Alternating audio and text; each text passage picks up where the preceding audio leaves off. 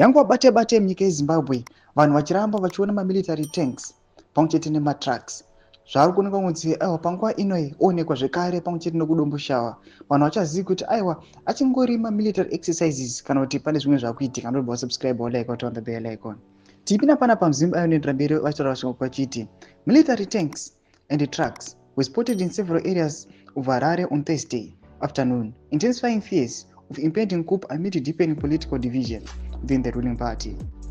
At around 3 p.m., reports surfaced of over 15 military tanks near the Central Business District CBD, with others stationed in Heathcliff. Travelers heading to Domboshawa were briefly halted near Glen Forest Cemetery to allow the tanks to pass. In quotes, I counted over 17 of them, an eyewitness told ZimEye on Thursday. The Zimbabwe National Army ZNA had announced on Wednesday that the presence of military tanks on the streets of Harare would continue until Thursday as part of routine drills. Deputy Army spokesperson Lieutenant Colonel Tichafa Mongofa Wednesday told Voya Studio 7 that the military movements were part of standard exercises.